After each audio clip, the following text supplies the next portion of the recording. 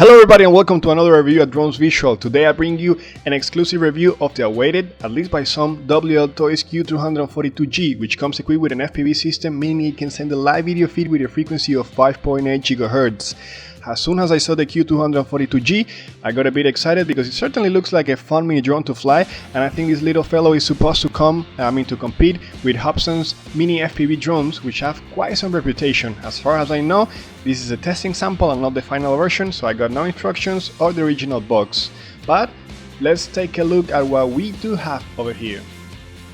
First, we have the USB charger to charge the mini drone's battery, followed by the USB charger for the LiPo battery inside the transmitter, which has a GST connector, as you can see. Then we have a card reader with a micro SD card of 2 GB. This is a set of spare props, black and white. And here we have the mini FPV drone Q242G looking pretty hot. Finally, this is the transmitter with a built-in FPV receiver and a screen. The Wltoys weighs about 38.7 grams without the battery and 51.4 grams with the battery. The flying range of this little fellow, according to the specs, is 50 meters, although the video signal might be received at greater distances. This is something I will need to try. The specs indicate a flying time of 10 minutes, but I just managed to squeeze around 6.5 minutes. Let's take now a closer look at the transmitter. This is a Mode 2 transmitter, meaning the throttle and the rotor are on the left side, and pressing the throttle stick down seems to activate the return home function. Then, if we look at the right side, we have all the trims, which can be adjusted if your drone drifts during flight. You can then basically adjust it there.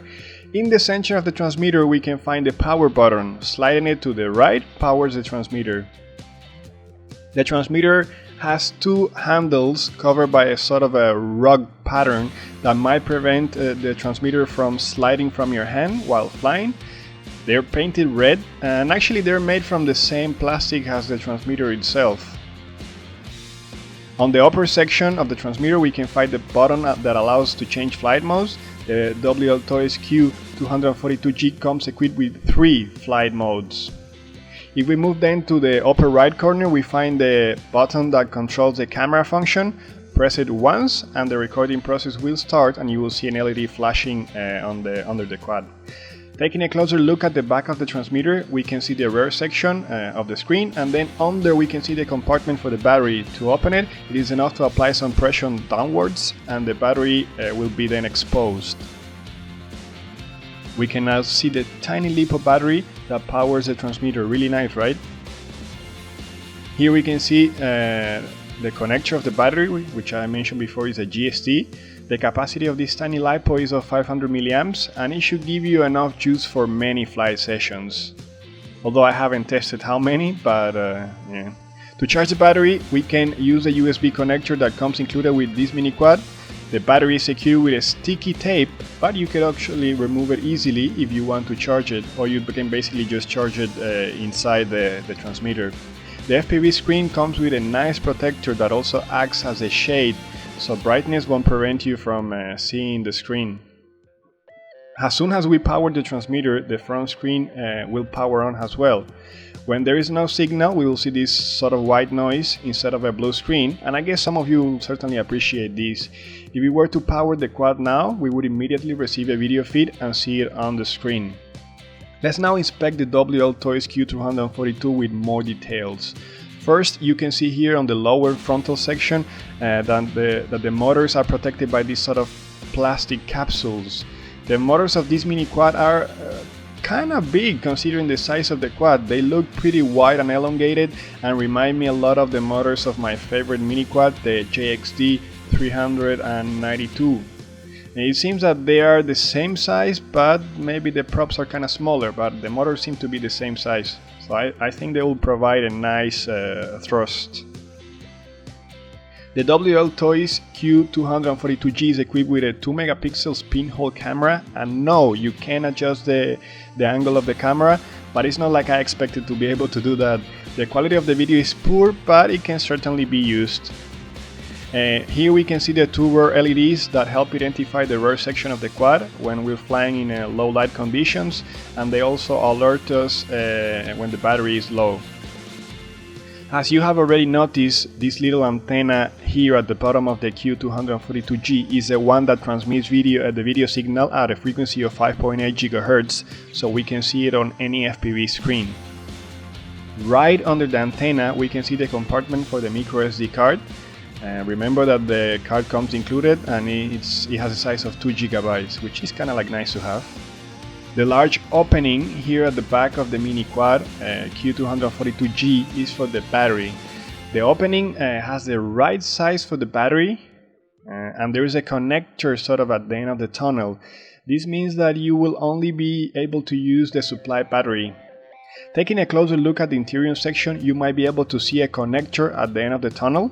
I assume that in the upper section we have the circuit board with the built-in flight controller and ECCs, and on the lower section we might have the video transmitter, which sends a video feed so we can enjoy a nice FPV experience. And you can see like the antenna here below, as I mentioned before. Now this is a 400 mAh battery that, according to the specs, is supposed to give us 10 minutes of flying time. You have probably noticed that the battery greatly resembles the battery of quads like the Phantoms, Cheerson CX22, etc., and the sort of higher quads like I like to call them. Now let's proceed to insert the battery and see what the mini quad does once we power it on.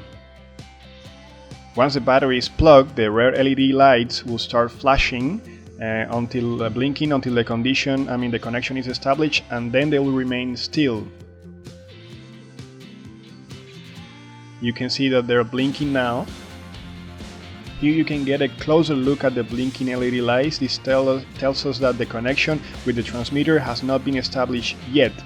Then in the upper section you might notice that there's a little depression where you can make some pressure to remove the battery. When the mini quad is powered on, as soon as we turn on the transmitter, we will immediately see the live video feed on the screen. In the lower part of the screen, we can see a timer that shows recording time, and in the upper part of the screen, we will see HD, which might refer to the resolution of the video. If we now take the mini quad and start moving it from one side to the other, we will notice that the image on the screen changes very fast. I can really notice any lag or delay in the transmission, but of course the quad is right here a few inches away from me. It will be more convenient to try this while the quad is further away and see whether we get the same results. I'm not sure whether you have noticed a little green icon on the top right corner of the screen. Well, this is the battery indicator for the transmitter. For those of you that might ask, I don't know the information yet. I don't have information about the resolution of the screen. Once the connection has been established, the only thing you need to do is to move the throttle stick up and the motors will start spinning.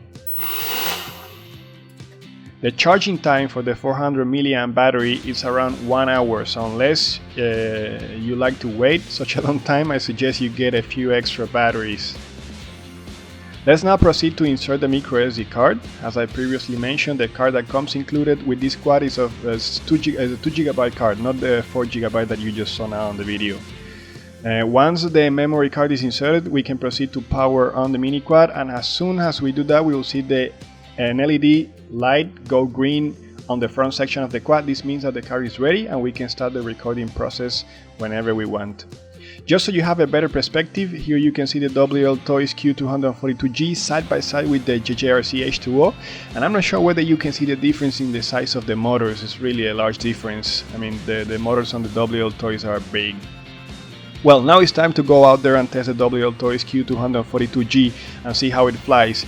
It's always a bit of a challenge to record a tiny little quad like this flying, because as soon as they fly a few meters away from the camera, they become almost invisible. And of course, because I have no one to help me, it makes the recording process a little bit of a challenge. But anyways, I think you'll get a pretty good idea of how this little fellow behaves in mid-air. So let's go for it.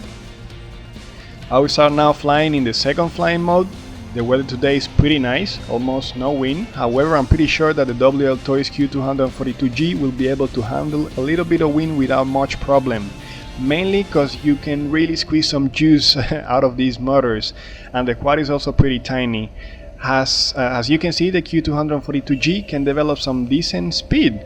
It might be a bit hard to see it well when it gets away from the camera, but if you follow the white dot on the screen, you will see it moving rather fast. It actually reminds me a lot of my favorite mini brush quad that I mentioned before, the GXZ 392, which is really a lot of fun to fly. Those of you that would like to fly the Wltoys Q242G FPV style can do that by using the monitor on the transmitter, although this monitor is a little bit small. But an actual great advantage of having 5.8 GHz transmitter on the mini quad is that you can basically use any other FPV screen or even your FPV goggles. In this way you will enjoy a much higher quality FPV experience. Of course, you also have to consider that the range specified in the specs is of 50 meters, so try not to fly away somewhere too far, as you might then lose the little fellow and it might be hard to find afterwards. Something worth mentioning is that during the flight I encountered two minor incidents. In one, the quad just flipped 180 degrees and flew straight down to the ground, and the motors would not stop spinning even if after I lowered the throttle, so I had to unplug the battery and it fixed the issue, and in some instances also stopped responding. This only happened twice, but I thought it was worth mentioning. By the way, the Wltoys Q242 G is actually capable of doing 3D flips. I just didn't find out how to do it, shame on me, but I don't have the instructions. But as soon as I find out, I'll definitely update and I'll write something in the description or somewhere. So I basically had to guess what all the buttons were for. I apologize for that. Another thing that is worth mentioning is that the white transmitter gets pretty hot. I mean, the video transmitter gets pretty hot during usage. I mean, video transmitters in general, they tend to become kind of hot. But the only issue with the Q242G is that the battery is right on top of the transmitter, so the battery also generates some heat, and there's little ventilation inside the quad, so it can become actually pretty hot. In this last part of the video, I'm flying using the fastest mode, and the quad can gain, it can gain quite some tilt, but not so much as I expected. Actually, I expected to be a little bit more aggressive in mode 3. Okay, let's wrap it up now and let's go to the conclusions. Overall, I like the Q242G because I think it's really fun to fly and it reminds me a lot of my favorite brush mini drone, the GXZ 392. Also, the design is rather original and it seems well built and bulky in a good way. It also comes with an FPV system ready, meaning you don't need anything extra, but you can always use your own FPV screen or FPV goggles to have a nice experience. I feel the battery is also well designed as it allows for a fast and efficient replacement. What I did not like so much was the fact that the range specified in the specs is rather low, 50 meters, although I have not tested this myself, but at least that's what the manufacturer says. Another thing that I noticed is that in the specs they indicate that the 400 milliamp battery should last for about 10 minutes of flying time, but somehow I only managed to squeeze about 6.5 minutes. I will perform more tests to see whether I can get closer to the 10-minute mark. And well, of course, some of you definitely won't be happy with the fact that you cannot adjust the angle of the camera. I would like to thank Banggood for giving me the chance to review this little mini quad for you all. If you feel like this quad is something you might like, I place a link in the description of my video where you can purchase it. The current price of the Wltoys Q242 G is around 80 bucks, although this is a pre-order price, as the quadcopter is not available yet, but it will be hitting the market soon, I've been told. If you enjoy my videos or if you're interested in this topic, please do subscribe to my channel and leave some comments. I really appreciate your feedback as it helps me improve. I hope to see you in my next video.